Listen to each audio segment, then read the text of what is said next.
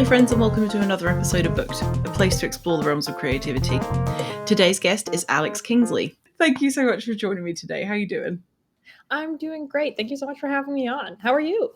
I'm good. Thank you so much for asking. Not many people ask me that, but I appreciate that you did. Yes, already got 1 point. You are already up a level more than anyone else. Oh gosh. So yeah, it's so nice that I was able to get you on the show. The reason why we have done this today is off the back of your win for the Small Spec Book Awards. Congratulations. That's very exciting. Thank you. How do you feel? I'm excited, really excited. I was definitely not expecting this, and it was really surreal. Mhm. First, just to see that it happened, but also to see oh, people that I don't know are talking about this book, and it's like it was bizarre just from the beginning, like to put it out there, be like these little guys and this story that has just existed in my head purely that have been like the made up people that I play with in my brain like dolls, like suddenly they're in other people's brains. Like that was already weird. But Yeah. now for it to be like, oh, and now they're in a lot of people's brains. And then they judged it and they judged it positively is like bizarre in a positive way. That's good. We love bizarre and positive. That's the jam. Which is the kind of thing that I write. So great. Yeah. Well, it seems like it was very well received, obviously, having you having won and everything. But there were a lot of really strong contenders in this contest, and there were so many people in this contest. It's a massive achievement. I think it's the first year that they've run this awards contest, and I think there's going to be another one next year. So I'm really hoping that goes as well, even more so than this one did. Yeah. But it seemed like it was a really fun thing for everyone involved. Because it highlighted indie publishers as well as all these indie writers. So I think I can see this becoming an even bigger thing. And you're the first winners. Yeah, that's pretty cool. Yeah, and like you said, I do appreciate that. Like even at the very beginning, they were shouting out all of the nominees from the start and making everyone feel seen and appreciated, and just building a really lovely community, highlighting the authors, but like you said, also the presses. So right from the start, I was like, oh, this is a good organization. This is going to be good for a lot of people. It was so positive as well. Like the whole thing was just so nice. It's not often that I feel connected to an entity like that, but I've made so many friends because I was an influencer for this thing, which is a weird word for me to say. I don't influence anything. But I was happy to spread the word about it, and that was a lot of fun. And I've gotten the chance to read so many books. I haven't got around to Empress of Dust yet, which is the book that we're talking about. But it's on my list. It's one of those things where like I try and read a book for every episode that I do, and I've realized that's impossible because I do a show every week. So that would be ridiculous. It has been ridiculous. I've tried really hard, but it's just not for me. It's not something I can achieve. But it definitely looks like a lot of fun. For anyone that might be interested in reading it, could you tell us a little bit about it? Yeah, absolutely. So Empress of Dust is a far future semi-dystopian post-apocalypse where the earth is overrun by giant crab creatures. There's only one human city, and the people who are kind of down on their luck in that city get sent out to go be scavengers in the desert, see what kind of old tech they can bring back. One of those people ends up getting lost on his own. He is a very anxious person who also, like me, has a disability and really feels like he can't survive. So then he ends up befriending the crab creatures, and it becomes more about his emotional abilities and his innate compassion than about any of his physical capabilities. I just got goosebumps when you were describing that. That sounds really cool. Okay, that's good. That's got it up higher on my list already. So, so where did this come from? Because I can already feel some sort of science fiction influences from things that I love. I'm not going to say what inspired this book because that's such a like broad question. But how did you get to this point? Yeah, so it came from a lot of different places. Mhm, It is my first published novel, but the fourth novel that I wrote. So I already mhm, had a lot of themes brewing, and mhm, one of them was writing a lot of protagonists where their main competency is empathy. Because mhm, I just find that really exciting. In a book, my favorite protagonists are the ones where what makes them first seem like the worst person to be in this situation, but then eventually become actually the best person to be in this situation is that they are soft and they are kind. mhm, That is just something that I eat up. So that mhm, appears a lot. mhm, Uh, in terms of stuff that I had read that definitely influenced it, obviously, Dune as a setting was there. There mhm. is also a giant sandworm here. So that was present. But also, I was reading Way of Kings at the time. I'm a huge Mhm. Sanderson fan. So his giant crabs, naturally. But also, I had been thinking about crabs a lot because when I was a kid, yeah, I just had crabs on the mind. Uh, when I was a kid, I read The Time Machine by H.G. Mhm. Wells. And there is a part in The Time Machine. I don't know, have you read it? Mm-mm. That is okay. It is old. So it's a lot of it doesn't hold up super well. If I'm gonna be so for real. It's one of those things that's like read it if you want to learn about what was a foundational piece of sci-fi, but Mhm. probably don't read it for fun. Uh, I need to know. uh, but there's this part at the end where he goes too far into the future. Mm. I think he means to go back to the present, but instead he goes to the far, far future, and there's just giant crabs, and he goes ah, and then he gets back into the future, and he goes back to Victorian England, and I'm like, whoa, whoa, whoa, whoa, whoa! You picked Victorian England over the giant crabs? Are you kidding me? That was Such a really mistake. cool. Why did we leave that behind? So that like had just been sitting in my brain since I was a child.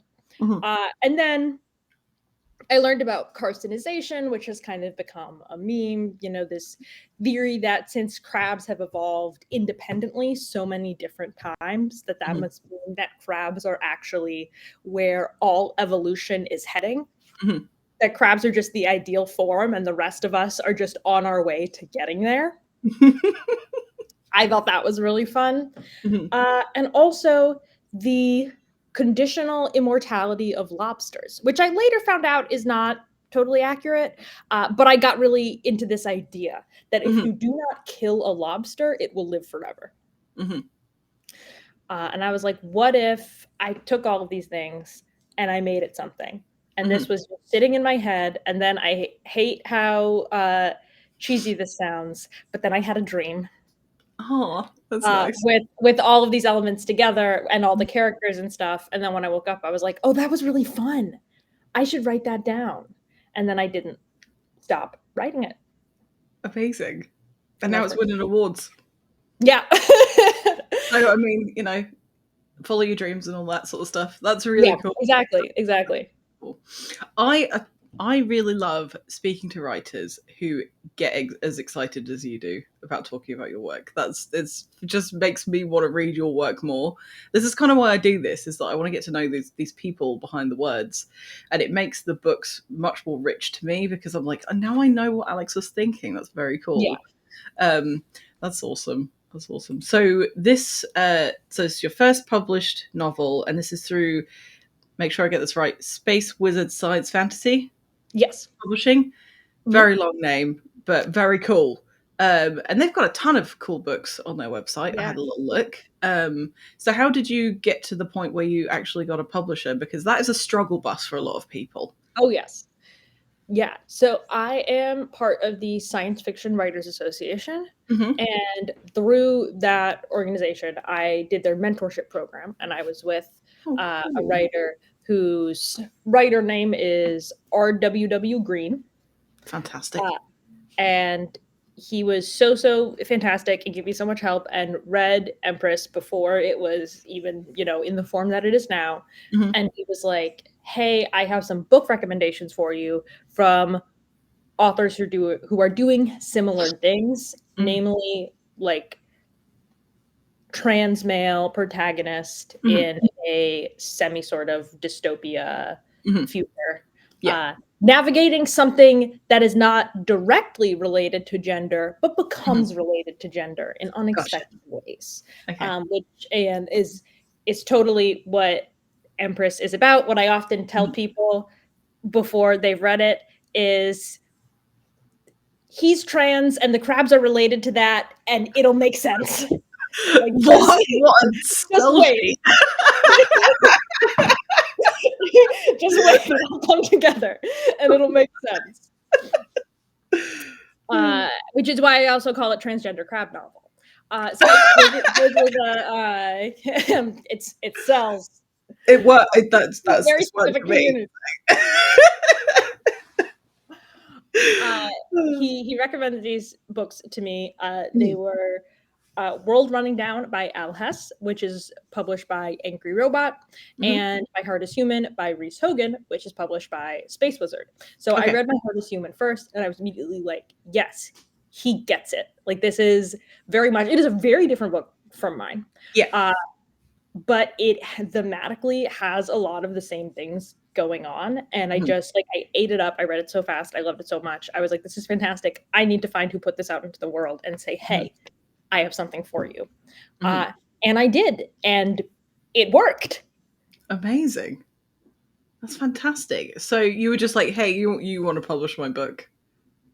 I mean, I did the whole, like, I sent the query letter. Oh, okay. You weren't just like really bold with it and said you're going to publish this. I made it sound like I was way braver than I was. You want this. No, it was very much a like, dear editors, I have this thing. I read this book and it's yours and I liked it. And I have a book that I think you might also like. Another thing that, two things that they mentioned made the query letter like somewhat attractive was one of my comps that I compared it to was Kipo and the Age of Wonder Beasts, which was also a huge influence for me, which unfortunately is not something a lot of people know about, but a fantastic animated show on Netflix. And so they were immediately like, okay, that's a good comp. And also the fact that I do audio drama. So I had a pre-existing audio drama audience that I could share the book with. So again, like niche community of people who already know my writing, like my writing, and would likely continue to stay with me. And they have, which has been amazing because this book is so different from the audio drama that I started with. Wow. And how long have you been doing audio dramas? Since 2020. Wow. Yeah. What, I mean, I know very little about you, but I know that you like a bit of performance. Did that come from like a theatre background? Like, how did you get into something like that? Yeah, you are exactly correct. Okay. I was a theater major in college. I was studying both playwriting and acting. And then, we had a global pandemic. And I was like, okay, well, I'm not exactly going to be getting up on stage anytime soon or writing anything that is going to be on stage anytime soon. What do I do with this? Had a bit of like an existential spiral about all the choices I had made in life. And then got cast in someone else's audio drama. Okay. The show is called Whisperling, and it's written by one of my classmates from undergrad, Oliver Lipton. And I was like, oh, this was really fun. What if I do this instead? And then me and my friends, Grace Griego and Elliot Yordi, we founded a small production company, or as we call it, an anarchist media collective, because it's very much community-based, non-hierarchical. We're just making stuff. And we made The Stench of Adventure, which is a sci-fi comedy. Cool. Is that something you still do? Is it like an ongoing thing? Did it come to a close? It actually just ended this year. Oh, wow. How did that feel? Great. It was a lot of fun. It was so much fun, but it was also a massive undertaking. Like, I had no idea because I had never made one before, so I didn't know that for your first audio drama, you probably don't want to do like a massive sci-fi show with a huge cast and tons of sound design and like insane editing requirements. But then I am a consummate completionist. So Mhm. once I started it, I was like, well, I'm gonna finish it. Mhm. So we did 4 seasons. Uh, Wow. yeah, Wow. I it was so fun and so cool, and the cast is absolutely phenomenal, and they're all doing wonderful things now, but that was also part of it. Was it was by the end, it was so difficult to wrangle people because they were all like, "Oh, I'm getting my PhD. Oh, I'm a professional actor in Hollywood now. Oh, That'll being do amazing and successful." And I was like, "But can you still do a silly space show?" it. It's a fantastic thing to have on a resume if you are going to do anything in the arts, because if you can stick to something and you've got Yeah. your loyal audience that's going to be with you the whole way, then that's a massively positive thing. But that's really cool. And I've heard that was such a run-on thought. I've heard that to improve your skills as a novelist, to write screenplays or scripts is actually incredibly beneficial. Do you think that that has helped you in terms of like structuring and creating scenes and things like that? Yeah, absolutely. Mm. Because what it did was it made me think in dialogue. Mm. Because I was originally, when I was, starting writing scripts, only thinking about who are these characters and what would they say in this situation. So it got to the point where, uh, and this also was partially the script writing, but also partially doing tabletop games Hmm. and playing a character in real time and coming up with that character's dialogue in real time led to, as well as, game mastering tabletop games and Hmm. having come up with multiple characters and their dialogue in real time, made it such that coming up with dialogue is less of a like, oh, I gotta write some dialogue, and more like, okay, I'm gonna put these two creatures in a situation Hmm. and see what happens. And that's just really fun for me. Yeah. So it made it so that dialogue comes naturally. That's not to say that it's always good. Like I still need to edit it, but it does mean that like most of my drafts before they're done almost look like a script because Mm. a lot of scenes I'll be like, okay, I'm just gonna write the dialogue because I know what people say, and then I'll come Mm. back later and I'll do the blocking. Like I treat it like a play to some degree. Uh, That's cool. so that has, I think, helped me with understanding character, and a lot of the other technical stuff about novels I had to come to later. Like I Hmm. definitely have had major growth when it comes to things like interiority and uh physical description, the actual blocking, all of that. And I still obviously have a long way to go because growth mindset. And that's very cool, and it's really interesting to find out where people's development comes from, because some people will just go, okay, I'm just going to write a book and I'm just going to keep learning, and nobody's ever going to be perfect. Everybody needs an editor. Um, your first draft is never going to be the last draft that people read, and it's rarely going to be the draft that anybody reads. But it's fascinating to know how many people that write fantasy or within the fantasy genre actually play tabletop games or RPGs, because that seems to be an incredibly good resource for character development. And I do wonder if some of the, because I know you can get like character sheets and things like that for tabletop games. I wonder if having things like that just for developing stories in fantasy might actually be useful for people. Because I have that. yeah, I you do do. that. Oh, Yeah. that's cool.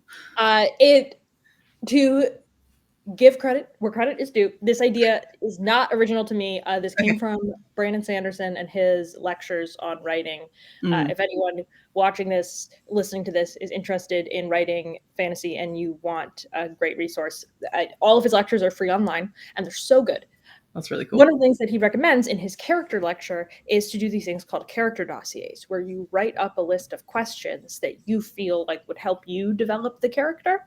Hmm. And you answer them and then write like a monologue from the character's perspective to really get to know them. And I have made mine and I structure mine like a character sheet Mm. where I will even do like their D&D alignment or Mhm. other kinds of, alignments just what is their star sign? What would be their Myers-Briggs type? Just sorting them for the simple joy of sorting. Mhm. But also answering these questions, writing these from their perspective, and really getting to know these details about them that are like, this will never come up in the book. Mhm. However, the more I know about them and their life, the more authentically I can write not only their voice, but their Mhm. perspective. Like, not just like what they would say, but what they would think, what they would feel, what they would do, Mhm. all of these things. And because much of the stuff that I write is more character driven than it is plot driven, it is so much more important for me to Mhm. really know, for these to really feel like whole people Mhm. than anything else. That is the most important thing for me. Very cool. I have you ever like shared these character sheets with anyone? Is that something that you will do, or if you haven't already? Yeah. So a little bit. I share the template like Mhm. widely because I'm proud of it, and also people can use it and modify it, make it their own. It can just be a starting place for people. So I do a little bit of writing coaching. I will help people, That's cool. mainly my friends, like we just do it for fun, Mhm. help people develop their own writing, give any advice that I have from my own experience, and share any resources that I have. And that's one of them. I will give Mhm. them a copy of my character dossier so that Mhm. they can copy it, do what they want with it, and along with that, I will give them a filled out one. I think the one that I use is Harvard, which is the protagonist of Empress of Dust, Mhm. uh, to show them like what it looks like. Mhm. And I've also shown people who have read the book and they're like, "Can I see the character sheet that you had at the beginning?" Oh, that's really cool. Is that something that people can find on your website, or is it just something that you've shared when people have asked? Yeah, it's something I've shared when people have asked, Mhm. but if it's something people are interested in, maybe I'll put it up on the website. That'd be cool. I think it'd be something that people might be interested in, because I think sometimes, like, your work is, well, this particular book anyway is character driven, and some people find that difficult. There are books that I've read where like the person is really really good at dialogue, but they're not very good at character descriptions. You don't really get to know the people really well, even if the conversation is really good. So yeah, it sounds like a really good tool to use. And I think that's something that, I mean, everybody has a different writing style, right? Yeah. Everybody develops differently. Everybody creates their story differently. I'm the kind of person that will just go, okay, I'm in the mood to write now. What happened last time? Okay, yeah, that's it. And then I just keep going. And then I read back and I think, what does that mean? I'm not a very organized person in any aspect of my life, let alone writing. And it impresses me greatly when people are organized, such as yourself, with like Oh, getting I've to given know a about the false story impression. well. I'm not organized. Okay, that makes me feel a little bit better then. Yeah. I have that exact same experience all the time. I have taken to writing myself notes in brackets if I'm like, okay, I know what happens next, but I don't feel like writing it right now because I want to like skip to the end or I want to skip around. So I'll write myself a note in brackets, but I won't give myself enough description. So then I'll come back and I'll be like, what did that mean? Why did I say that? And one time in this series, I remember going through a draft and being like, "Oh, it's almost done. I'm almost done." And then I found brackets and they just said "epic crab battle," and I I was love that. like, You should have just that left doesn't give it me like that. anything to work with." I can imagine the movie version of it, where instead of an epic crab battle, it would just be like a black screen with the square brackets that just Yeah, says like we epic did crab not have the VFX budget to do battle. this, but Yeah, picture it. yeah. Imagine that, and then that's what happened. That's hilarious. So, as well as being a writer, and all sorts of other awesome creative stuff, you're a game designer, which is very cool. What kind of games? Yes. So mainly tabletop. Cool. I do a little bit of digital, and I'm hoping to do more, especially next year because I'm teaching a bit of game design at Mhm. UIC next semester. Cool. Yeah. Uh, but mostly tabletop games, a lot of small ones, a Hmm. lot of because I'm a big fan of the little game genre, like what Grant Howitt does, but also sometimes more expansive ones like Creatures of Ruin, which is the companion tabletop game that goes along with Empress of Dust. You can play in the world of the crabs and these characters. You can play as a human or a crab. That's very cool. And there's totally different mechanic systems to reflect the way that they experience reality differently. So that one was super fun to do, and it comes with like an adventure that I wrote for it with puzzles and things like that, which is big compared to some of my smaller, more silly ones like Cool Rocks the game, or OSHA Violations the game, or Louis Pasteur Simulator, or one of my favorites, Cactus Simulator. If you ever want to know what it's like to be a cactus, boy, do I have the game for you. It is not scientifically accurate. No, is it not? No. Net zero information. That is hilarious. Is that just something that you got into just for fun? Like, how did that come about? Yeah, I love playing tabletop games, and I was running a D&D campaign for my friends, and they didn't want to fight. Like, I would keep setting up these combat scenarios, and then every time they would find a way to get around the fighting, and I would be like, hey, that's cool, you guys are being creative and in character and all of that, but also I set up all these stat blocks and now I don't get to use them. So I feel like we're not playing this. We're not on the same page. So I talked to a game designer who I had met at I was doing an internship at a theater, and one of the dramaturgs was also a game designer. So I reached out to him. I was like, hey, we haven't talked in years, but like, can you talk to me about games? Because I'm starting to think that maybe I just need to write my own.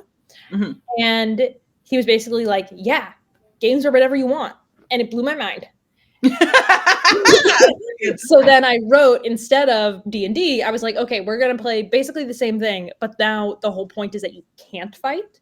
And that is how I wrote my first game, which is De-Escalation, which is very similar to D&D, but gets rid of everything I don't like about D&D and adds things that I wish were in D&D, like different career paths or species, things like that. So if you've ever said, I love D&D, except I don't want to fight, and I really wish I could play a frog person who was a sex worker, then De-Escalation is for you. Fantastic. Is this something that people can widely play? Yes. Yeah. It's available everywhere. It's on my game store on itch digitally, for pay what you will. So you can get a PDF for free, or not for free if you so choose. And then also you can get prints on Amazon. Oh, cool. So it is widely available. Same with a few of my others. Not the next one that I did, but the next one that people were like, ooh, was How to Read Tarot Wrong, Putting the Cant in Arcana. Which is technically not a game. It's just a tarot guidebook. Yeah. Like a instruction manual that I did doing zero research. And I did all the illustrations myself. Oh, that's cool. And I'm not an artist, to be clear. Like, that is, these are stick figure. This is Rider-Waite stick figures. Fantastic. And that was so much fun to make. And also because I wrote it 5 years ago, every once in a while, I will pick it up and read it and be like, that's crazy. Do you ever stop creating? Or is it a constant thing for you? It is constant, whether I like it or not. Because I can't stop playing. Like, I just have this constant mindset of like, I'm always looking for the way to make something fun. I'm always looking for the way to like find the humor in something, to find the joke, to find the thing that is exciting to me. And often that means that, like, if I'm on the train, going to school, going to work, I'm playing with my characters in my head. Or I'm like playing with a new concept that I had, which, to be clear, is not always like a fictional concept or even a funny concept, sometimes it's like I had a cool idea for an article that I bet no one has written yet. And I want to see how far this can take me. Like I just had an article come out about how I firmly believe that Deltarune, the parallel game to Undertale, was inspired by Twin Peaks. And I can't prove it, but I wrote a whole article about it anyway. Just because I was like, I don't think anyone said that before, so I'm going to say it now. It's just how my brain works. Like I keep they're bath crayons, like they're meant for children so they can like draw in the bath. I keep them in my shower so that if I have, because shower thoughts, it's a thing, so that I can just write it up on the wall. And then I will go in and take pictures of my shower wall. And it's especially funny because then the water has made it like drip. So it looks like incredibly creepy. Yeah. Red crayon, and it looks like there's like blood dripping down my shower wall. And I'm like taking pictures like it's evidence in a crime scene. But then I just go and I write it all down. That's amazing. I have a waterproof notepad in my shower. That's great. See, that's what I wanted, but I couldn't find it. Yeah, it's got my co-host from my other show, Sora Sullivan, she sent it to me because she also had one. And it's like this it's like tracing paper, but it's waterproof and it comes with a pencil. And it's pretty good. Because that sounds better than my crime scene setup. I don't know. Yours sounds a bit more thrilling, which I'm quite a fan of, and I may switch. It makes it hard to clean the shower. It gets caught in the grout. Oh no, I'm not very good at remembering to clean things, so maybe that's not for me. In theory. Yeah, notepad definitely sounds better. Yeah. I think I'll stick with that. So something that I want to make sure that we cover today is that you have been, your book Empress of Dust is up for another thing. It is. What is the thing? Could you tell us about it? That thing is the Chicago Readers Best of Chicago poll. Every year, the Chicago Reader does this big poll that's like, what is the best restaurant? What is the best independent bookstore? All of these things. And one of those categories is the best new book by a Chicagoan. And Empress is a finalist for that, which is so incredibly exciting and surprising. I only found out because my friend at Goblin Market, which is a fantastic independent bookstore, tagged me in their Discord server. Right. Like, hey, you're nominated and you are too. So anyone, as far as I'm aware, can vote because anyone can visit Chicago. So if anyone has read the book and would like to support it in that way by voting for it, that would be great. Also, please vote for Goblin Market because they have been so huge in helping me sell this book, promote this book. Both the release party for this book and the sequel happened at Goblin Market. They are a fantastic organization. That was really cool. Best name ever. Also a fantastic name. Yes. My heart just went, oh, that was exciting. If you're ever in Chicago, #1 stop. Okay, that's going to happen. I'll do that and do other various Chicago things. What would you recommend? Bookstores? I have an exhaustive list of almost every indie bookstore that's accessible by public transit from the center. And also many of the theaters. Excellent. Okay, so I'll come to you. If I ever come to Chicago, I'll say, where do I need to go, Alex? Because those are my specialties. If you want anything else, I probably can't help. Museums also. Okay, we can go with museums. And I can sniff out the food places. I'm like, I get frozen food from Trader Joe's because I have ADHD and I can't motivate myself to cook for myself or go to a restaurant. So you're on your own. Yes, I get you. So voting does close on December 31st. So this episode is going out today, which is December 10th. So you've got plenty of time, but don't waste the time. Go and vote now. You don't have to be in Chicago from what we know. So just go and vote. I'll put a link in the description below this video. I'll also put it on the social media accounts. The website's down at the moment for refurbishment. Otherwise, I would have put it on there. Go and vote for Alex. You don't have to have read the book. Just do it anyway. Oh, okay. Thank you. Just go do it anyway. Also, go read the book because, from what I've heard, it's award winning. So, Also, giant crabs, which big fan. What is next for you? You're winning awards, doing all sorts of Oh stuff. my goodness. What's next? So many things. So thing number one is that book 3 of the Bastion cycle, which should be the last book. So the third and last in the series that Empress starts will be coming out at the end of 2026. So Wow. we've got that to look forward to, working on that. I also have something else that I'm not supposed to talk about, so I can't give you any details. That's fine. What I can say is that I recently signed with a literary agent. So well done. Congratulations. Rare as hen's teeth. So I now have someone who is like actively trying to sell things for me, which is very cool. But it also means like nothing's real till it's real, so I can't really say anything about that. But I'm also in an English graduate program, so I'm doing a lot of cool research in speculative fiction and sci-fi, writing a lot of exciting papers that will hopefully be out in the world in some capacity, whether that is like an academic capacity or hey, I turned this into a fun and funky article that you can read online, all of those things. So a lot of cool research. The game stuff as well. I'm hoping to do. I have a concept for a digital game that I'm hoping I can make within the next year. Cool. And then I forgot just like a fresh novel concept that is like, it's sitting on my computer. No one really knows about it because I haven't told anyone about it because it's like not a thing yet. But yeah, the thoughts keep happening whether I like it or not. So many things.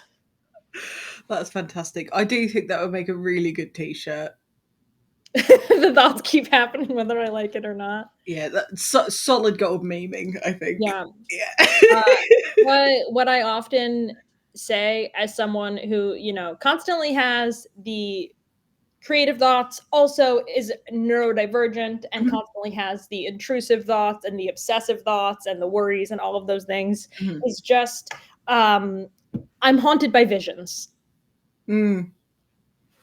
Which is just the nature of being neurodivergent, I think. Yeah, I think it's a common theme. Yeah. And yes, but also very helpful. Yes. The thing. It's better than having to like trying to draw blood from a stone when you're trying to create something. At least you're like, which thought do I pick today? As opposed to, I can't think of anything. And that is a struggle. And all of it, like the good, the bad, the weird, everything that happens in my brain. And I think this is true of any writer. Like it's all going to come through in the work, even if I didn't mean for it to be there. Yeah. Like the fun concept is going to be the thing that gets me writing, but then all of the funky, like I didn't intend to write a ton of neurodivergent characters. It just happened because that's the kind of person that comes out of my brain. That's again going back to my point from earlier. That's partially why I like doing these interviews, is because you get to see the accidental self-inserts that people put into their work. And sometimes when I read things, I think that is absolutely you.